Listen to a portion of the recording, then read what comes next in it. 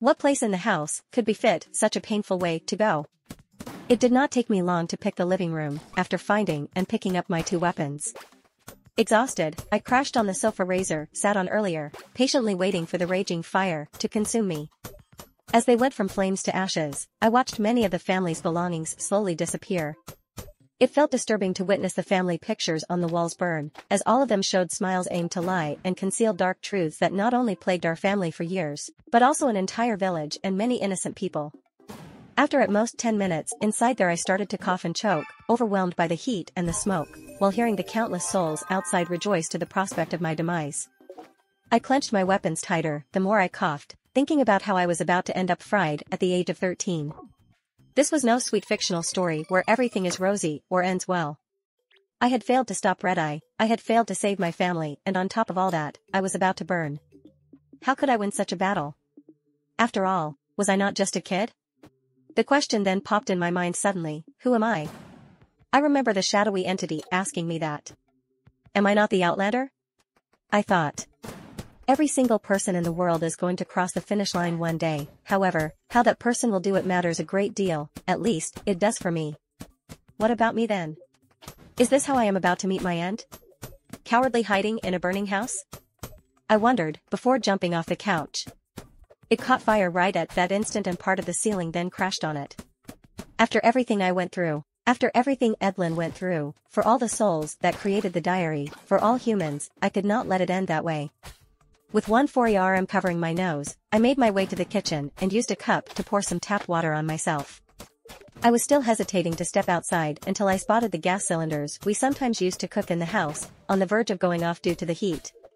Whether it was adrenaline, fear, courage, or just my legs, I found myself speeding through the flames and exited the building right before the cylinders exploded. My face on the ground, still lucid despite the blast, I heard the souls laugh and applaud at the spectacle. Holding my remaining weapon in one hand and the backpack in the other, I managed to shake off the dizziness before standing in front of them. Quite the tough kid, huh, the soul who ignited the fire said. I wore the backpack and then took a fighting stance, handling the salt-covered stick with both hands and ready to defend myself till the last second. They all laughed at my resilience, many of them preparing their weapons to end me once for and all. Then armed with a crowbar, the one who spoke earlier then approached, sauntering confidently towards me while I made tiny steps backwards, stuck between him and the fire. My ordeal was about to begin. He was ready to strike when the loudest sound of thunder I have ever heard demanded our attention as we all looked at the red sky. Looks like Razor already made the delivery, one of the souls said. Your blood really is special, Outlander, she added. Redeye has done it. He's done it for us, the one next to her said, rejoicing. Therefore it is true. After centuries, we shall finally become alive once again, another asked. The Shepherd of Souls fulfilled his promises, another one said, rejoicing. That's the end, kid. Tonight we win, the soul in front of me said. However, before he was about to resume his attack, sounds of electricity draw everyone's attention back to the sky once again as the red lightnings entered in an ominous state of frenzy. In less time needed to say it, one of those lightnings struck the soul in front of me. It slowly lifted him in front of an amazed audience, and his eyes rolled, before he emitted gurgling sounds as his body began to contort, getting more and more mangled at each movement. It looked like a slow and painful ordeal, by the hand of a barbaric torturer. Then, the red lightning released the soul, who crashed on the ground, agonizing in front of me with his surprise-filled eyes piercing mine. One of his fellow souls approached, while I recognized seeing another vessel in such a sorry state earlier. Mr. Pavel, one of my father's friends, whose mangled body landed next to the truck I was hiding under. The soul who approached examined the one on the ground until the latter succumbed to his injuries. I can't feel anything, the soul quietly said. This is not what Redeye said, that's the Red Demise. He's gone. The soul spoke, sending a wave of confusion and consternation among them as they began looking at each other, hoping to find an explanation that would come sooner than they thought. Suddenly, other red lightnings struck several souls in the same brutal manner and at the same time, and the more time elapsed, the more many of them were gone. Soon, they all scattered, screaming and running in random directions to hide and save their lives. Many entered buildings, thinking they would be sheltered from the Red Demise. However, even through roofs and ceilings, they were still struck by the lightnings that strangely attacked only them. Betrayal, some of them shouted. He lied to us. We'll all pass away, others were shouting while fleeing as I became the least of their priorities. That last statement, however, woke me up on the spot. Those bodies, those vessels, they belonged to the villagers, people I knew, people who have seen me grow. Everything I had been doing is for them, for my family, and many more. The Red Demise seemed to strike randomly yet massively, therefore, every villager was in danger, including my family members, wherever they were. In the middle of the chaos, I quickly retrieved the diary from the bag to check the location of the last altar, the root altar, before I started running towards its location, weapon in hand and through the many souls running around. In my momentum, one of the souls grabbed my arm. My reflex of course was to strike him with my weapon, but I stopped in my track when I recognized the familiar face of a well-appreciated villager. Outlander. He only said quietly and just stopped, but his sad and pleading eyes completed what he attempted to tell me before the Red Demise took him right in front of me, while I remained unharmed. No, I let out, but I refused to witness his painful demise and continued my run, the heart loaded with sadness, worries, and anger. Once again, I found myself in a familiar place, at the very center of my birthland, the village square. I stood there, at the exact point where the altar was supposed to be, confused about seeing nothing but some grass and sand. I checked the time to reassure myself, hoping that it was not too late, and read 9:27 p.m. For someone that had to take an altar down before midnight, I really still had a lot of time, but where was it? I wondered. Wait, is it not called the root altar?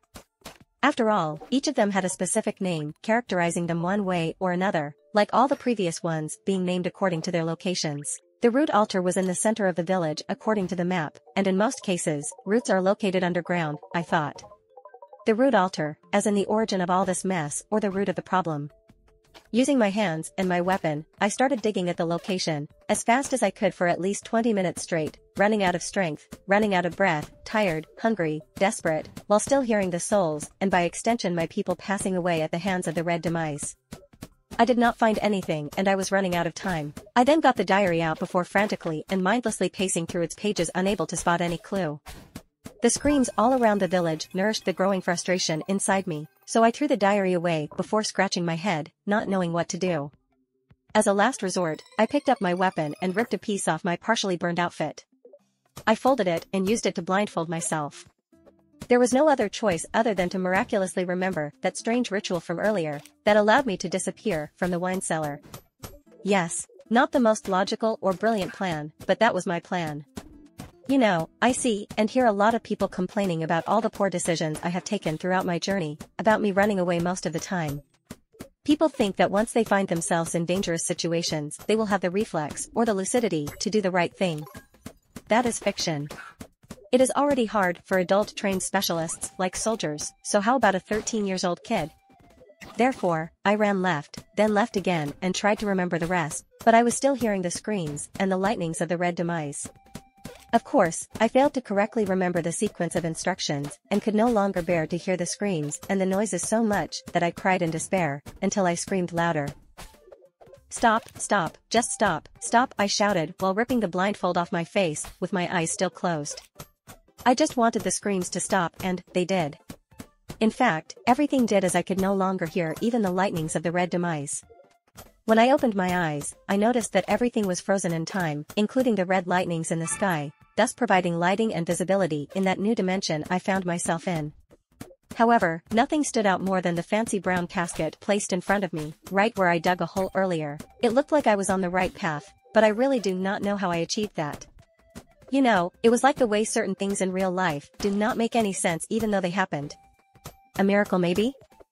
Who knows? The most important thing is that it occurred.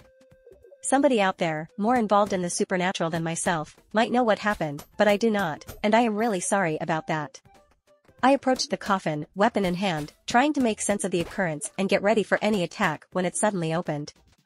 I stepped back in fear, but soon realized that it was empty. That looked like an invitation to lie down in, but the eerie option seemed impossible for me. After longly hesitating, I remembered how time in another dimension could seem slower than in the real world, which meant that a lot of people were still passing, even though I was no longer seeing and hearing them in real time as everything was immobile except for me and the coffin. I could not allow myself to waste more time. I sat inside, then looked around just in case, before fully lying down only to see its lid violently slam to close the coffin. I immediately panicked, banging on the lid to force the casket open to no avail, and after a few seconds, it started shaking. The casket shook as if an earthquake surprised me while I was trapped inside, and I screamed and banged throughout the terrifying nightmare until it abruptly stopped and opened. Vomit came out of my mouth at the same time I jumped out of the casket, and I crashed on a clean sparkling floor. How befitting. Just arrived and already making a scene, a voice said. Long live Redeye, master of the craft, shepherd of souls. Long live Redeye, master of the craft, shepherd of souls, other voices repeated. The scenery I lifted my head to behold surpassed my imagination and still does to the very moment you are reading this. Ancient lit-up oil lamps floated above everything in the large chamber, allowing me to see what resembled a palace throne room with walls covered with ancient colored paintings representing people who could be historical figures. Redeye was present, dressed in his ceremonial attire, just like earlier. On his left, something disgusting made of slowly moving, viscous, bloody plant roots seemed to crush something red and luminescent trapped in its grip. The two decaying figures that accompanied Redeye earlier recited incantations in front of the altar, with their arms stretched towards it, making its roots slowly grow by the second. On his right, the terrifying stone statue of what I can only call a monster stood tall on several tentacles. It looked like an octopus with countless tentacles, but its head was covered with multiple, protruding, ominous and angry-looking human heads, all provided with faintly glowing red eyes. One of the faces was missing a right eye. On my left, my family members were trapped, each of them in individual cages, hypnotized with glowing red eyes and reciting those awful and undeserved praises about Redeye. Seated on a floating golden throne, Redeye looked down on me with his expressionless golden mask. The third eye on the forehead shone brighter before the sealed facial features of his mask mysteriously moved as if it was alive, with the lips curling into a smile. Then, I heard his deep yet soft, calm and reassuring voice once again. Terrence, wonderful boy, you are welcome, son. Thanks for watching.